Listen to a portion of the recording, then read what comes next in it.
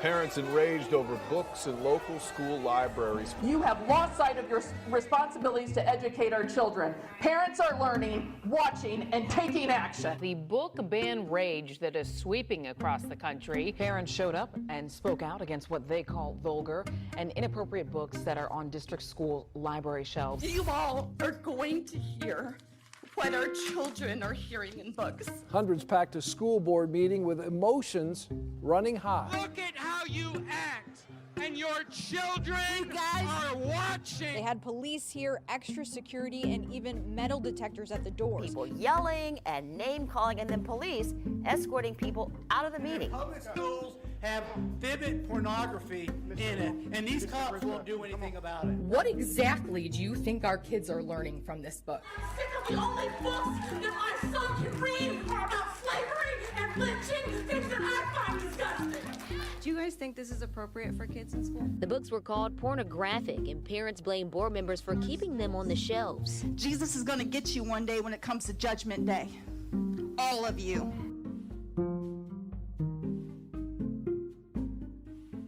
Hi, everyone, and welcome to another episode of Courageous Conversations about our schools. Today, I'm going to be talking with 4 people about books, a topic that's everywhere in the news these days. The ones that students should be able to read, the ones that should be banned, and who should be able to make these decisions. According to the education journal EdWeek, in 2021-22, the number of books banned in school libraries increased dramatically. That year, 138 school districts in 32 states banned more than 2,500 books. Those bans affected close to 4 million students. 41% of the banned books were about LGBTQ characters. Titles that contain protagonists or important secondary characters of color were a close second, accounting for 40% of all book bans, or 659 unique banned titles, according to EdWeek. Now, if you've listened to other episodes of this podcast, you know that we invite people to participate who have different perspectives on controversial issues facing our schools. You also know that what happens here is not often what we see or hear on social media. Our goal is to see what happens when we turn down the volume and have civil conversations. To help make that happen, my guests have all agreed to follow a few simple conversation agreements. The first one is that we'll limit our comments to the time allowed, and that will generally be about 3 minutes. The second conversation agreement is that we're not going to be interrupting, and everyone's agreed to be respectful in their comments. And the third one is to simply be curious rather than confrontational. And the idea is to try to listen and understand others' perspectives rather than try to convince them why you're right and they're wrong. At the end, I will ask all of them what they take away from this conversation, what they learned, and whether this type of communication about a controversial topic has value to them. And listeners out there, you can decide for yourselves. And please feel free to share your thoughts in the comment sections of our website and on your favorite podcasting platforms. Okay, let's meet our guests. First, I'm going to have everyone meet Nancy Vera. You're a teacher, right? Yes, I'm officially a teacher, but right now I'm on full-time release as president of the Corpus Christi American Federation of Teachers, the Teachers Union here in South Texas. Tell us about what you do when you're not working. I'm taking care of my cats. I have several cats, and because we have a problem with stray cats in Corpus Christi, and so I feel sorry when they come up to me, and they look skinny and all worn, and so I nurse them back to health, and then they stay around. So currently, I have 9 cats. And that's all I can handle. Yeah, that's all I can handle right now.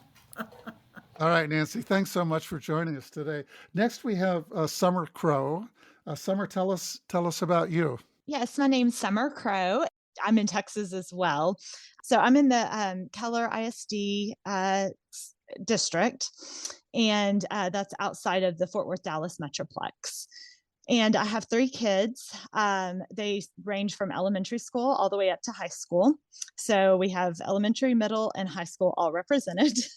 I substitute teach in my spare time. I actually really enjoy that. I do it more for the interaction with the students than I do the money. I just really enjoy being in the school environment. I come from a long line of educators. So I do that, as well as a lot of sports watching. So I have a lot of kids that participate in sports. So I'm usually at the ball fields watching baseball games. I do try to get in some pure bar classes for myself as well, though. Well, Yes. thanks so much. I'm glad you're joining the conversation today. Next, we're going to go to Abigail Harris, who's has the unique distinction of being the one student we have on the call, or a current student. I'm sure we all have been students or are students of life in general. But Abigail, tell us about you. I'm actually from Georgia, the Forsyth County School District. So we've been a little notorious when it comes to the book banning process. I'm also a student activist. I'm the Forsyth County Outreach Lead for the Georgia Youth Justice Coalition, which is a group of high school and college age students that originally rallied against several different causes, one of them being the book bans. And we've gone so far as to speak to state legislatures and release messaging guides on a state level, talking about combating book bans and things of that nature. I'm also a student intern for the Forsyth County Board of Education's Teaching and Learning Department. So I do get to see how the process works from behind the scenes a little bit too, which is very interesting. And in my free time, when I'm not doing activist work or at my internship, I enjoy hiking. And last, we have Alvin Liu. Alvin, did I pronounce your name correctly? Yes. Alvin, you're a parent like some of the rest of us, but tell us about where you live and what you do and your connection to education. Sure. I'm in Indiana, and I was originally from California and moved my family out of California in April 2020 to Indiana. And Courage is a Habit is an organization that I'm with that primarily helps parents understand kind of what's going on in the schools, help them understand kind of what their children are facing, and kind of give them tools and resources so that they know how to defend their children. Because a lot of things that are happening in schools, parents are understandably very concerned about, and so we try to develop tools and resources for them to. Because there's a lot that with parents when they work. Most parents, some moms stay home. Sometimes there's 2-income households. Sometimes there's a single mom, single dad, and they don't have the time to listen to 20 hours of podcasts or read 10 hours of white paper. So we try to distill things down to them that they can understand, and then they can then find out for themselves what's going on in their schools and take action themselves if they feel like things are not appropriate or appropriate in schools.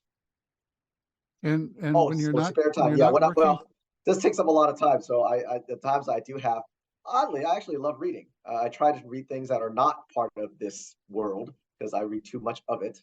And so I try to read things that are trying to, like right now I'm reading this fascinating book called This Will Never Work. And it's a story of the original Netflix founder and how they started and how difficult it was and how everybody thought that was a dumb idea.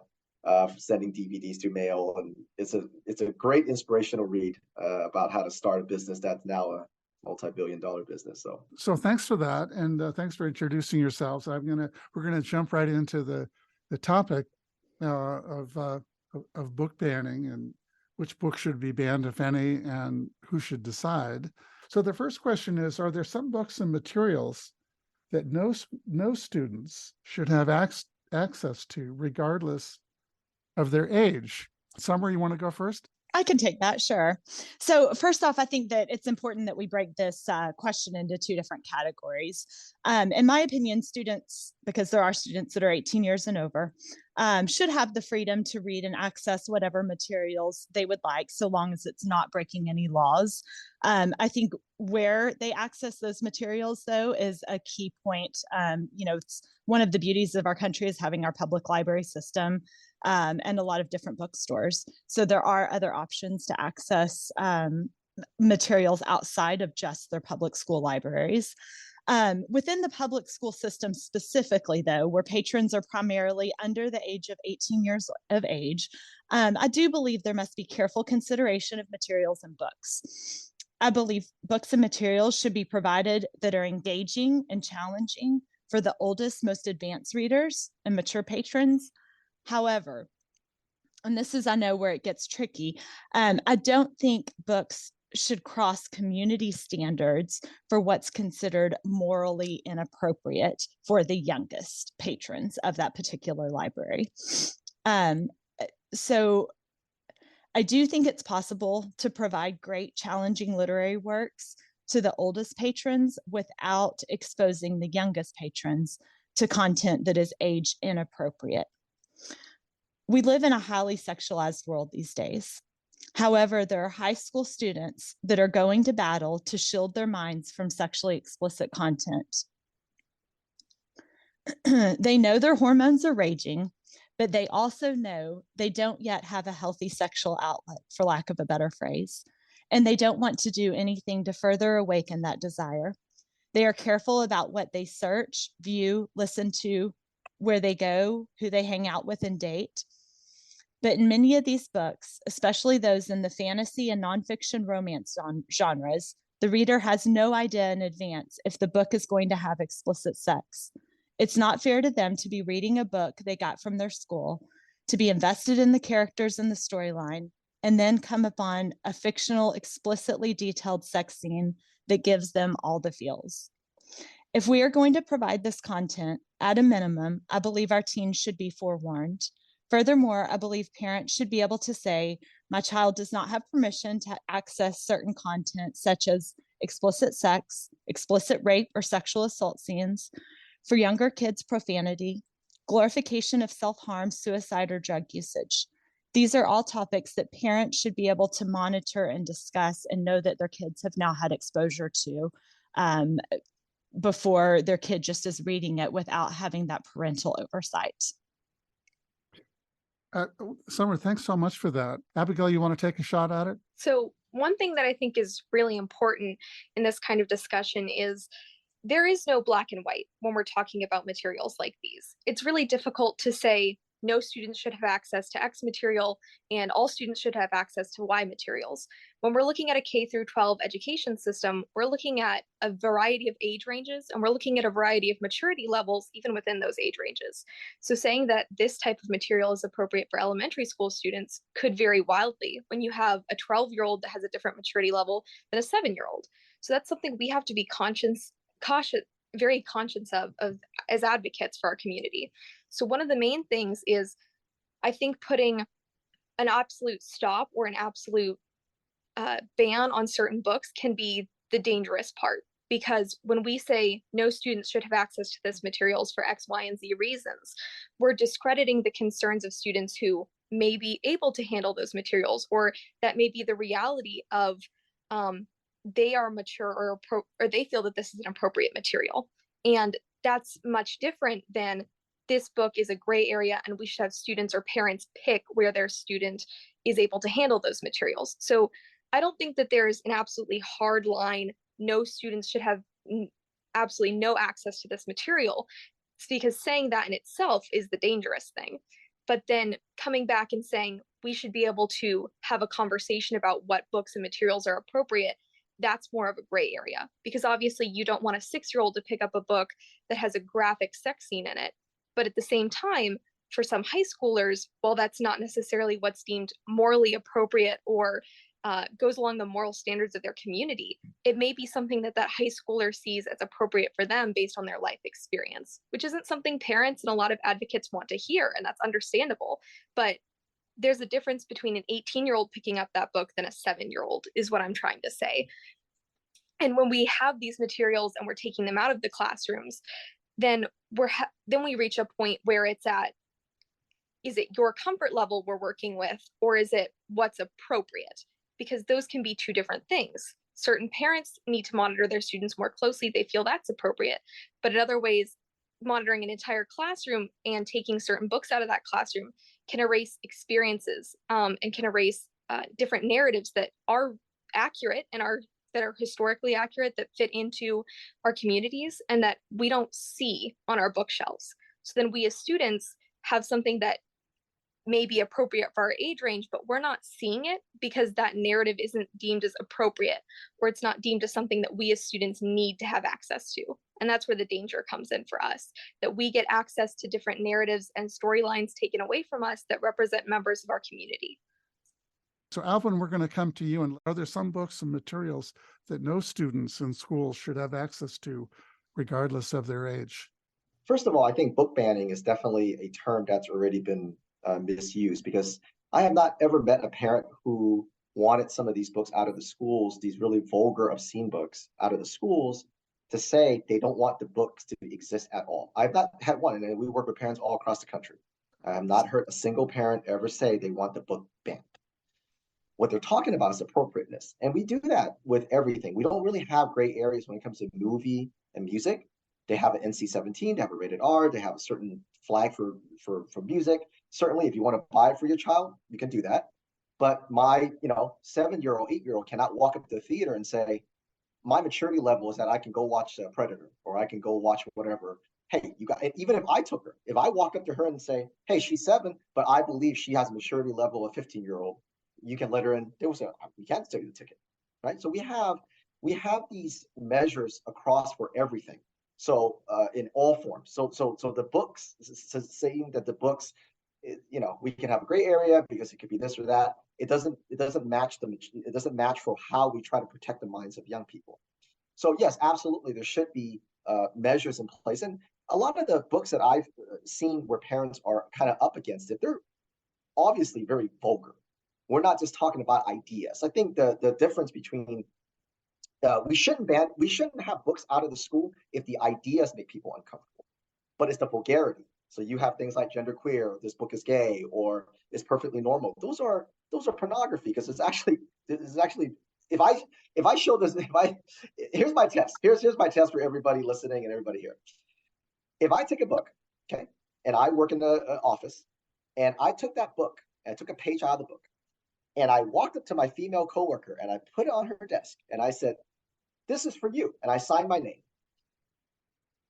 If I took some of these books that the parents wanted out of there, by lunchtime, I'd be out of a job. They wouldn't even write me up. They just send me the HR and say, you're out of here, right? Because no female coworker would be good with me putting that book on their desk.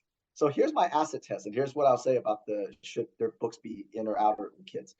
If you as an adult male take that book and give it to your female coworker, and if you can comfortably do that at your workplace, then I'm good with it. But if you don't think you can do it without getting fired, it shouldn't be in schools in front of minors. That's a kind of a pretty easy acid test, I would say, when it comes to that. If it's not, and a lot of the books that we're talking about that parents want to be gone, I can't read it in legislative open sessions. They won't let me read it.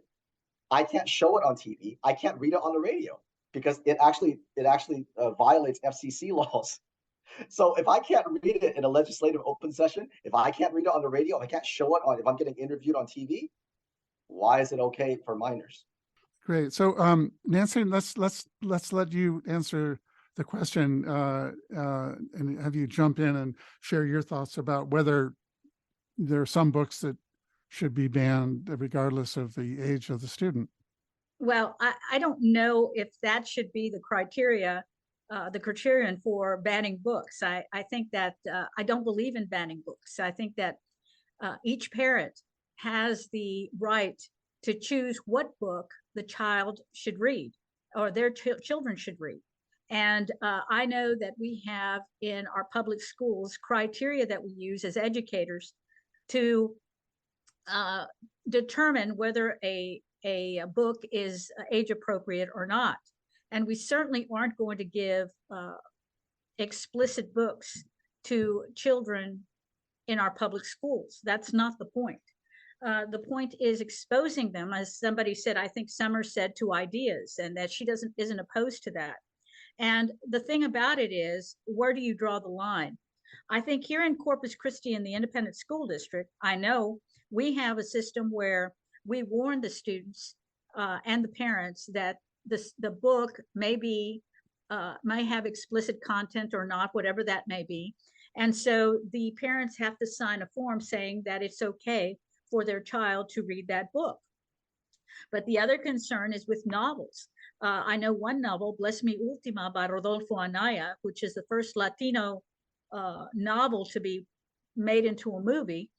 is one of the banned books. And my question is why? There's nothing sexually implicit in there, but it has a lot to do with culture and a different type of culture that perhaps many are not, with which many are not familiar. So my question is, where do we draw the line? I think you're talking right now. I know that there is an organization that has a bounty on teachers' heads, educators' heads, of $500 if the teacher is teaching an explicit book or a book that they don't like. That's all. It's all relative to who you are and what your family is and where you come from. I think we shouldn't ban books just because we don't agree with them personally. Should there be warnings? Perhaps. Perhaps there should be warnings like in movies, and this is R-rated or G12 or whatever the ratings are. But to just ban books just for the sake of saying my child is not going to read that, and I don't think anybody's child should read that. Who are you to say what our children should be reading? I think that that is nothing more than censorship. And to ban books totally means that you're banning ideas. You're banning other people's ideas. You're banning ideas that perhaps we can ask the students to be critical thinkers about. Do we agree with this type of activity, or do we disagree? And we can't have those discussions anymore. What we're doing is we're not going to have critical thinkers if we start banning every book with which we disagree. Everyone disagrees with every single book I know. So I think when we talk about book banning, I agree with Nancy. I don't think there should be book banning. I think that's a very dangerous, slippery slope. I really do. And I don't know any parent that wants that, because there are certain things that you want to read based on your family, where they're coming from, to your kids. But we are talking about a public institution here. We're not talking about a private school. We're not talking about after school program. We're talking about a government public school. And there are quite literally hundreds of millions of books that you can teach all kinds of things that's been written since the dawn of time. The only time I've ever, in my work, the only time I've seen parents push back on books are books that are vulgar.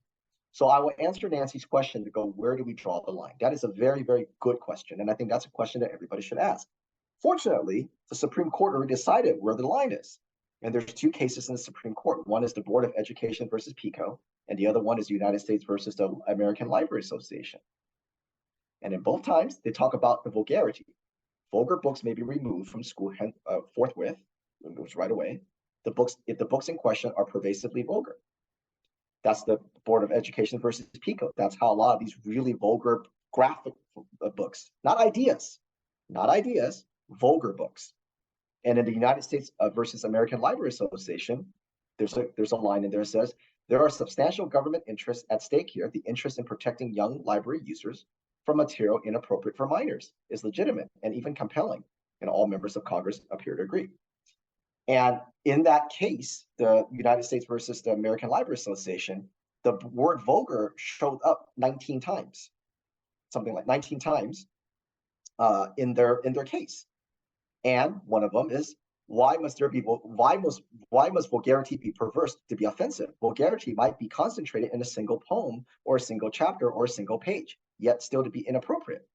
Or a school board might reasonably conclude that even random vulgarity is inappropriate for teenage school students.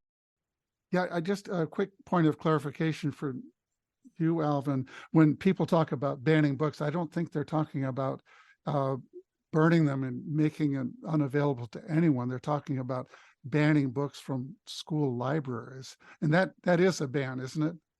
See, I disagree with that. I think that term is used to, it's a dishonest term to get parents off of the trail of being able to protect their kids. I think that puts people on the defensive, because what we're not talking about book banning, we're talking about appropriateness. This is what the Supreme Court decided on, right? I mean, it's just if you say we're not going to allow this book in this library, we're going to take it out, physically take it out.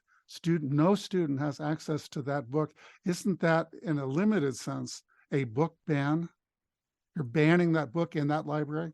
We don't say when a movie it's rated R, we're banning a movie.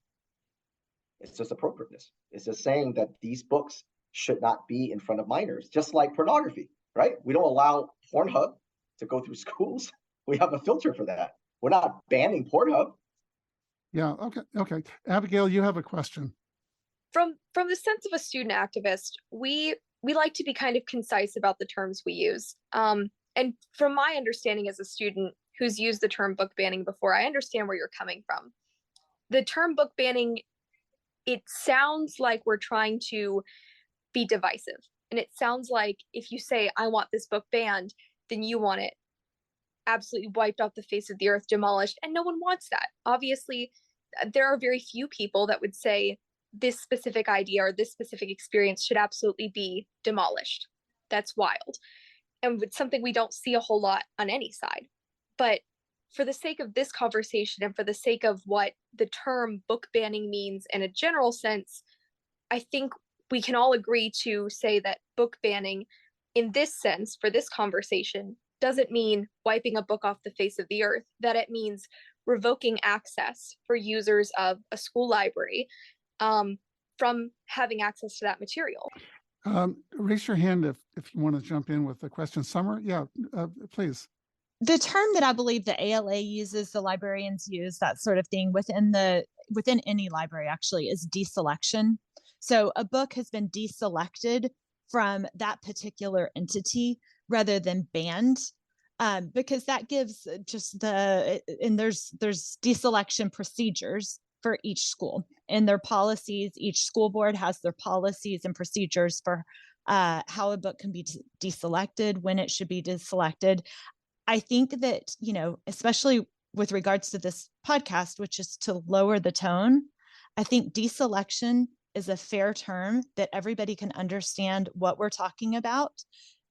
When you use the term banning, there is, I would agree, it's something that just makes everybody's blood boil because nobody wants to see books banned.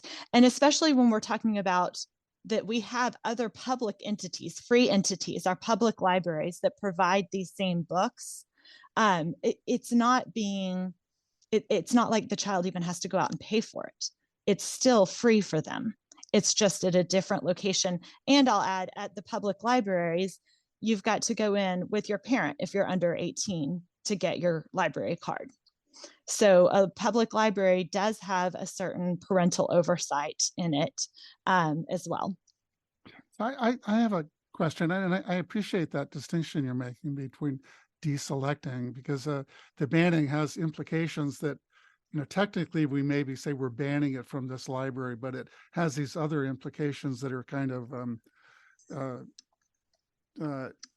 cause people to negative, wince yeah. and say, so that's helpful for me. I guess I have a question about deselecting books, and I'm thinking, one could have the position we should not deselect any books from school libraries, right? And that would be a pretty extreme case. But I just wonder if anyone on the call here today would agree that no material should be deselected, because I'm thinking about, a book that promotes violence, or a book that tells people how to make bombs, or that are universally or widely viewed as being obscene.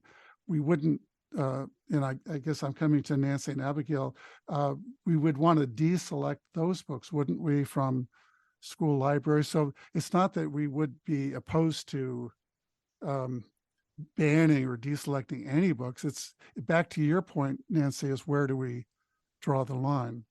Well, it's all relative, Ken. Mm-hmm. The fact of the matter is, in Texas, we have people who would love to show our students all about guns. In fact, we do have books in our libraries about guns and rifles and semi-automatic weapons. Well, do I want those in the library? No. But at the same time, people who want those books are going to say, wait a minute, our child has a right to know. And then you have, of course, in some schools, the ROTC, where they actually hold guns and all of that. But I'm not trying to stray from the topic. It's just that, once again, it all depends on where you live, with the community in which you live, and those community standards that somebody was talking about earlier. It's different everywhere we go. Okay, Summer, you wanted to reply? Yeah. So Nancy, I agree with you there. You're exactly right. community standards plays into this to such a high degree. That's where, and that again, Supreme Court rulings, we have our EF legal policies that state this. It is up to the school boards to define what is educationally appropriate for their local entity. I do think this is very much a local decision. I think it's something that it's why local elections matter so much. It's why there's a heightened awareness amongst communities now to get out and vote for your local elections. But I think that we need to step back and give our school boards the authority that they've been given through that vote to define what is and isn't appropriate for those various age groupings. Summer, we're going to come to that really tough question in just a minute. So I want you to hold that thought and come back to it, because as Nancy and others have said, it's, where do we draw the line? And that's really what our next question is going to be about, is who decides and where do we draw the line? But I just have a quick question for you, and then I know Abigail wants to jump in. The examples that you gave in your opening response, and then again here, many of them were related to what you thought was inappropriate, had to do with things of a sexual nature, right?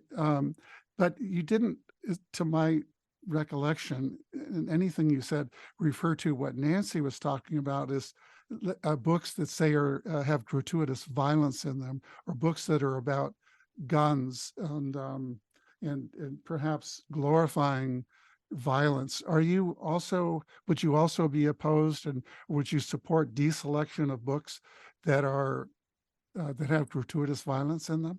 So that is where my calling is to pursue making sure that there's an awareness of the sexually explicit content in these books in our schools.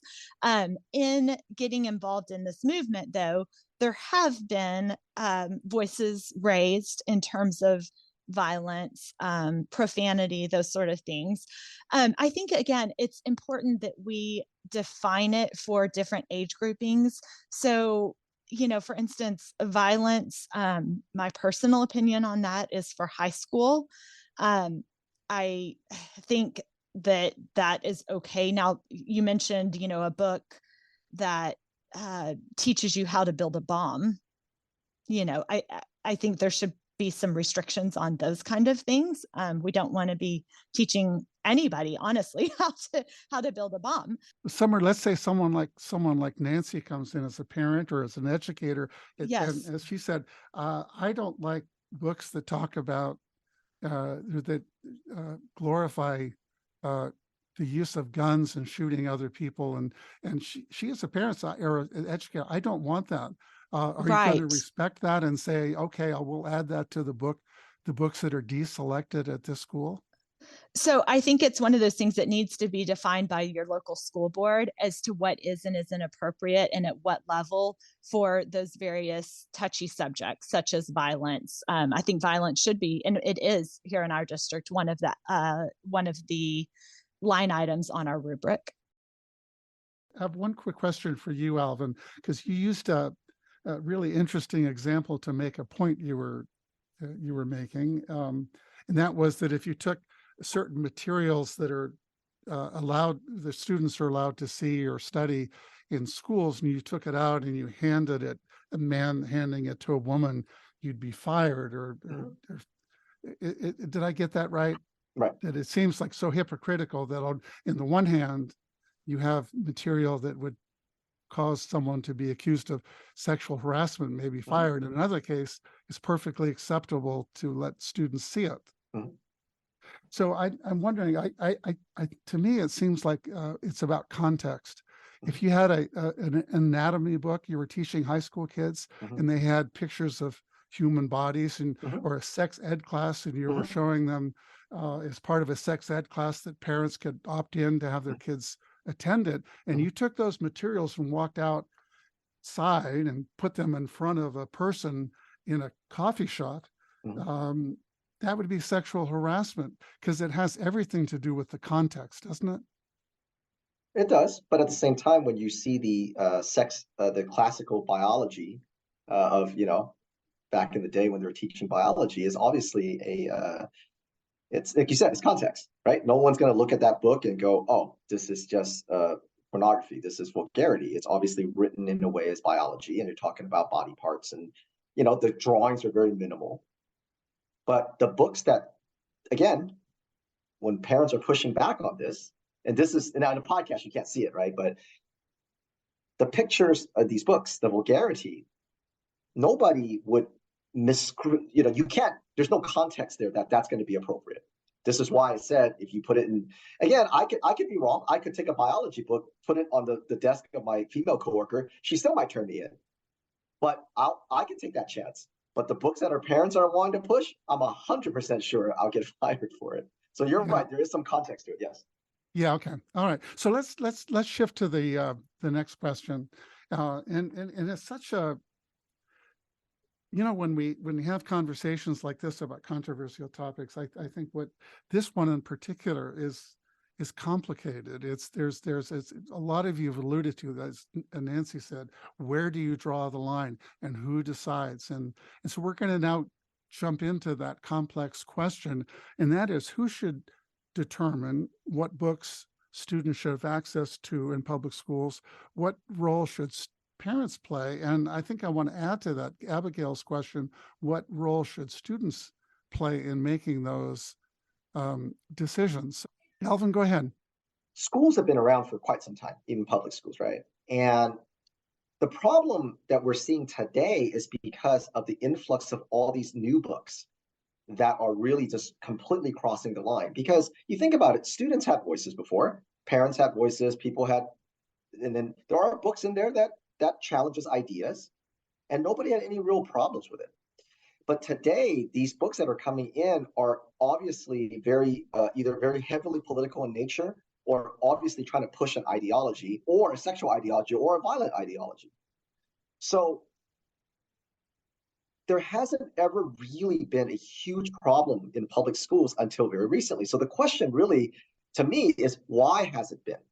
Why has this been such an enormous push for these books? Whereas before, look, you can have a book that challenges an idea that I don't feel comfortable with. That's fine. And no parents really had a problem with it. So, but back to the question of, this is why the 2 Supreme Court cases are so important, because the question of who should decide has already been decided. Great. Summer, do you want to respond to the question?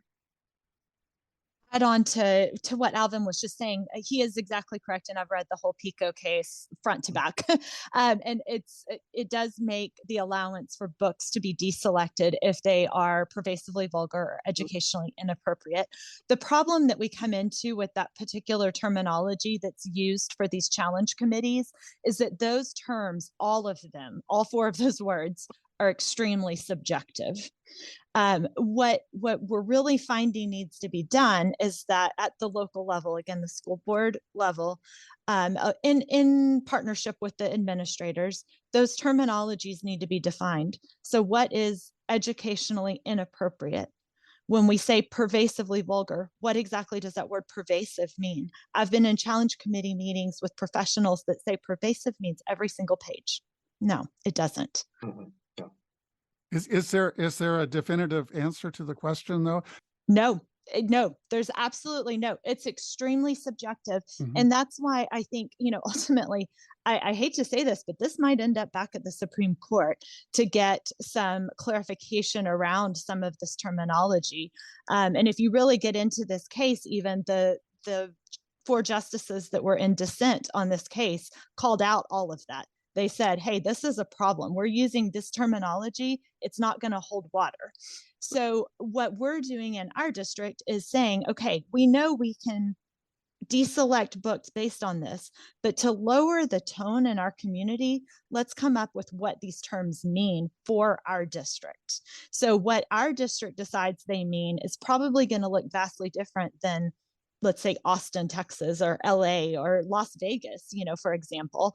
And Summer, I want to tie this back to what you said earlier, because I think I understand what your answer to my question is, which is that school boards, elected school boards, in partnership with administrators and school administrators, in partnership with. So Yes, yes. So, and it does say that in the EF legal documentation, it does say, you know, that this should be a partnership, but ultimately the school board, who's the elected officials, are the ones who vote off on the policies that are created by the upper level administration within the district. Okay, all right.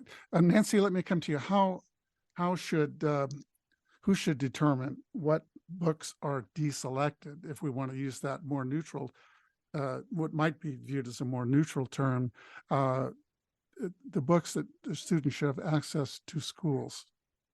Well, should I say, for example, that a history book that doesn't reflect the Holocaust or slavery in America be banned? Or are we still going to continue teaching the fact and denying the fact that in some cases that the Holocaust never occurred or that slavery never occurred here in the United States? I think it's all relative. I think we have to be very careful when we start talking about deselecting or banning books. As far as the parents are concerned, we're assuming here, we're making a big assumption that all parents are like all of you. They're not. We have parents who are not as educated, parents who are recent immigrants, parents who are uncaring, and we have households that have domestic violence. So how in the world are you going to just allow a group of people, of concerned parents, just to make those decisions for the rest of the group?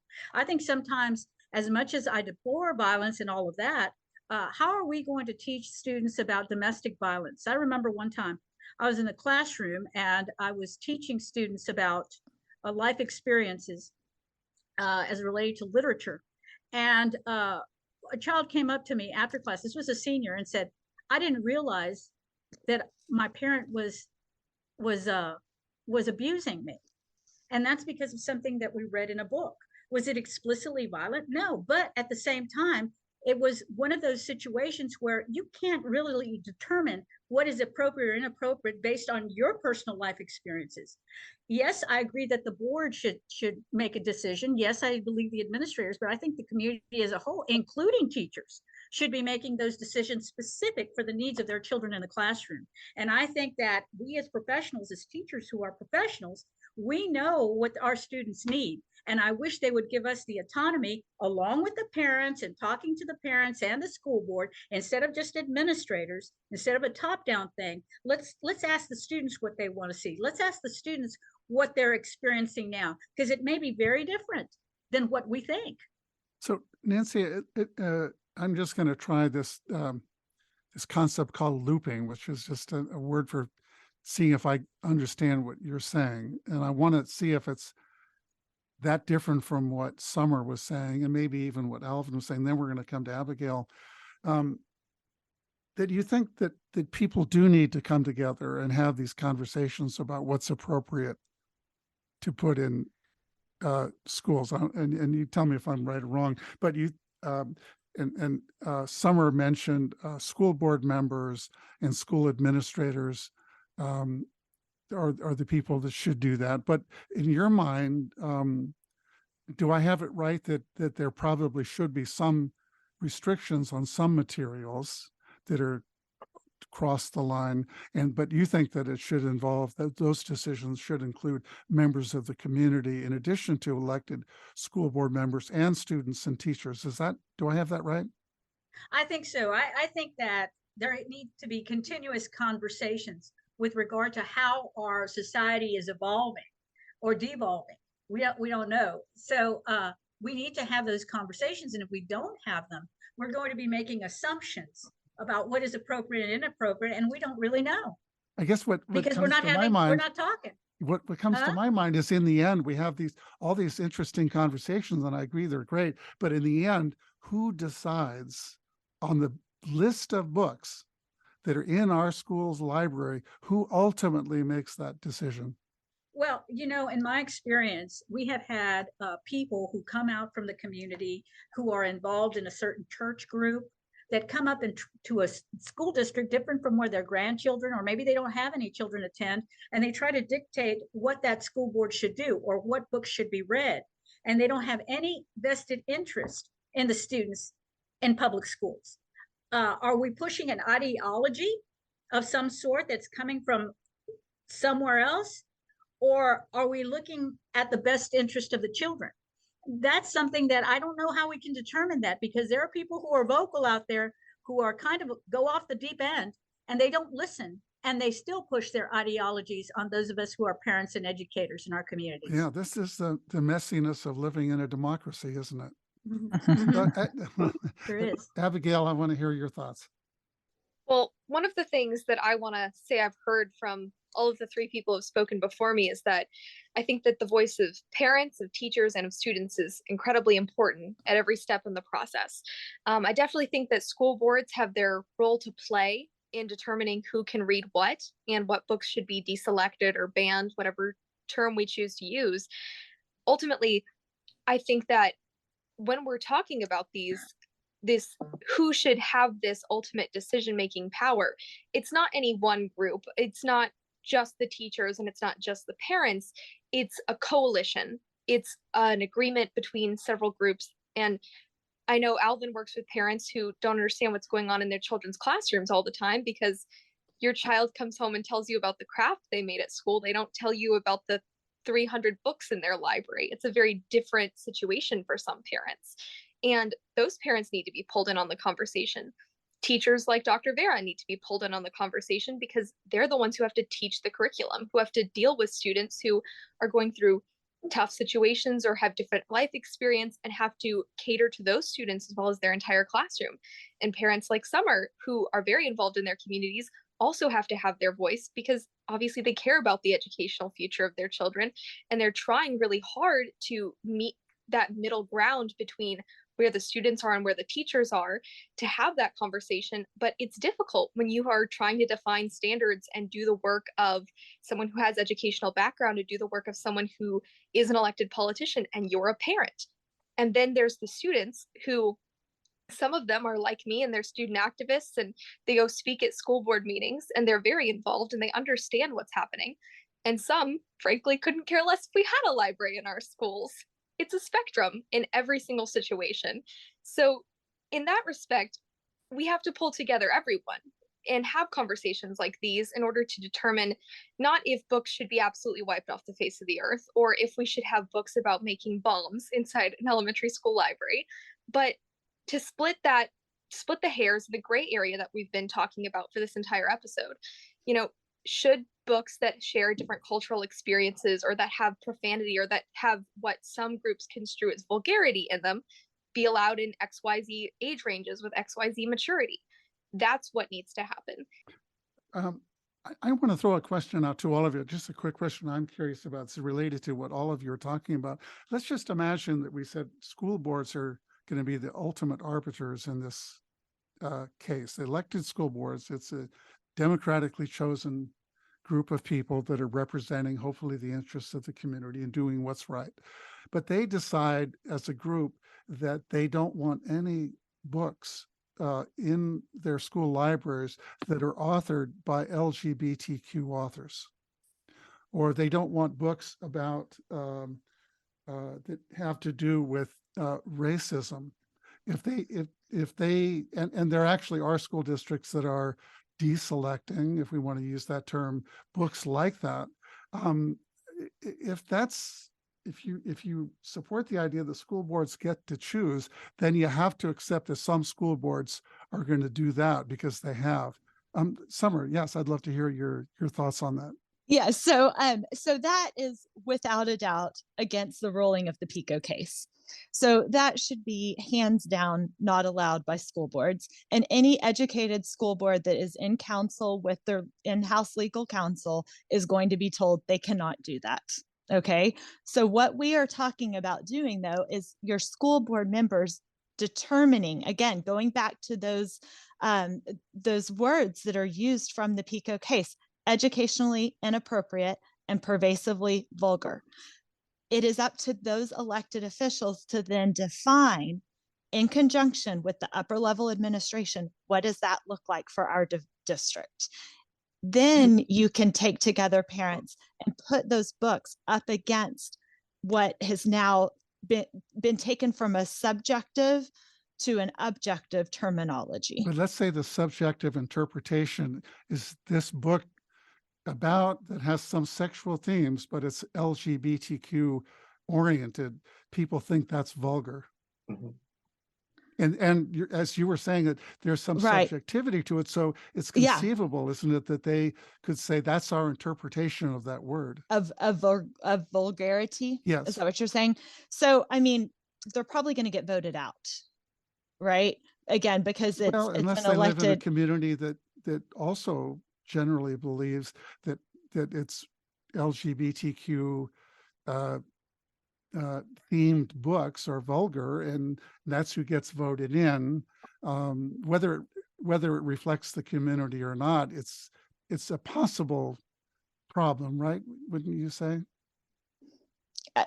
I don't see that happening where we're at right now as a society, but it is possible. Again, I would say if that's the people, though, that are representative of their local community, then that's their right. And I just want to go back to what I had read in EdWeek in 2021 and 22. 138 school districts in 32 states banned or deselected more than 2,500 books, and 41% of the banned books were about LGBTQ students. Now, are you thinking that all of those were?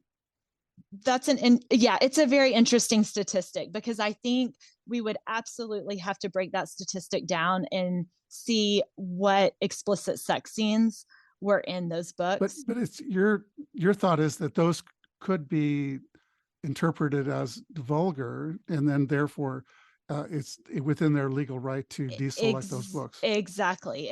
And that's why it's important that you predefine, okay, if a book has this type of content in it, regardless of what community it adheres or it appeals to, so be it LGBTQ, heterosexual, whatever, we're deselecting it because it has explicit sex, not because it's representative of the LGBTQ community. I can say in our district, we have tons of LGBTQ books. Even though we have deselected books based on sexual explicitness that are LGBTQ, we still have a lot remaining that also share the stories of the LGBTQ community. We're not touching those. Thank you really a lot for that. It was helpful to me to hear your response to that. I want to go to Nancy and Abigail, and then Alvin, just for final thoughts on this question. And if you could keep your comments to a minute or less, that would be great. And then I'm going to come to our final reflections on what you take away from today before we wind up. But Nancy, I'd love to hear your thoughts. Well, Ken, I'm glad to hear what Summer said, that is just about explicitly sexual, because we as teachers teach, no matter who comes into our classroom, we teach every child. And I know that 7% of the United States, there are people who identify as LGBTQIA+. To deny them the stories about themselves will be to deny their person, who they are. So I'm happy to hear what Summer said. So we're talking now, I understand a little bit better, that it's sexually explicit, a vulgarity of the strongest sense. Because absolutely. I think that the thing about it is that's what we fear here, is that we're going to be denied our culture as Latinos, or our culture as Black Americans, or we're going to be denied who we are, perhaps as LGBTQIA+ Americans, because there is a group of folks who just hate. And so I was happy to hear what Summer said. And Summer, I saw you nodding your head at what Nancy was saying, and Alvin as well. You were agreeing with that. It looks like maybe there's some common ground here. Is that true, Summer? Yes, absolutely. Absolutely. And that's where I think the media has done us a disservice as a country, honestly, over this issue, because it's going to get a lot more views if you say that we're doing something that we're not. I can tell you the majority of the books that I have challenged have actually been heterosexual. They've, had just very explicit sex scenes, but that doesn't mean I don't pass over a book if it's LGBTQ sex that is explicit. It's going to get the same view as, in the same challenge as one that is heterosexual. And Alvin, did you generally agree with what Nancy was saying? Are we finding some common ground? Sure. Yeah, I don't think anybody wants to get rid of stories where people see themselves in it. That's never been my experience in any of the parents that want to get the books that they challenge are certainly either violence or vulgarity in the sexual nature. Yeah, it's just, and that's why I raised this other question, because someone alluded to the fact, well, we're talking about a group of a few of us here on this call, but according to this report from EdWeek, there were 2,500 books banned in this last year, and 41% of them were about LGBTQ characters. And I'm not sure that all of those 2,500 books had sexually explicit scenes. It may have just been about the themes themselves. And it sounds like both of you wouldn't support books that are being deselected simply because they're about LGBTQ people. Yeah, Summer, I see you're muted, but I see you're nodding your head. Yes, no, that is absolutely correct. Okay. I do not want to see those books go away. I think that it is extremely important that everybody see themselves represented. LGBTQ, like you said, Nancy, people that have been abused, people that have been the victims of sexual assault, all of those things, we can still have those characters in the books without actually having the explicit detail of the scene. Yeah. That's a really helpful clarification. Abigail. Yeah, so I actually want to go back to what Summer said at the beginning of her comment. I think you said something along the lines of, and correct me if I'm wrong here, I just couldn't see that happening in the world that we live in with the state of things as they are. Something along those lines. Am I right in saying that? Yes, I believe so. With regards to a theme of LGBTQ specifically being banned by the school board level. Yes. Yes. Well, I'm really glad that we can say that about some parts of America, but I live in Forsyth County, and that's not always true. It's one of those things where I hear people speak at my school board, and it can be radically different from what's happening on the opposite side of the country. And overall national legislation may cover it all, but when it comes down to it, I see people speaking at my school board meetings that say, we don't want people who are homosexual or queer in stories that our children are going to read. And when it boils down to it, we're talking about books that are so explicitly sexually vulgar, not because they're homosexual, but because they have sex scenes that are explicit and vulgar. And those people, the people that I have to hear sometimes in my community, sometimes who, like Dr. Vera said earlier, don't really have a stake in our community. They're just coming up to say what they think, to put their 2 cents in. They're not parents, they're not grandparents, they're not educators. Even though they have their right to a voice, they say these things by nature of, we don't feel like these books should be here because if these kids read these books and they're going to be gay. Well, I've read 100 straight books. I'm still not straight. And I will tell you right now that no book in our library is going to convert a child. And there's a difference between those vulgar books and those queer books. And that's the distinction that a lot of school boards are missing sometimes. And I'm glad that we have school boards that have really, really involved parents like Alvin and Summer, who are out here telling us, like, I would be totally fine if my kid was reading a book that had a queer character or that had a character of a different ethnicity or race that was based around their culture. But that's not what we're seeing in some of these school boards. And that's the really dangerous thing, because we're not talking about communities where concerned parents are coming forward to tell us that, hey, there's this really, really vulgar book that if I put it on my female coworker's desk, she would slap me. We're talking about these communities where these boards are banning experiences, lived experiences of students that make them feel isolated and unsafe in their own classrooms because they can't see themselves on their bookshelf. We're getting close to the end, and I appreciate your time so much in this really fascinating conversation. But I just want to go around to each of you and have each of you take a minute or a minute and a half and respond to this question. What do you take away from today's conversation? And what do you think about the way that we have this conversation and having it with people with different perspectives, and whether you think it might be valuable for people listening in and others who have conversations like this to have it.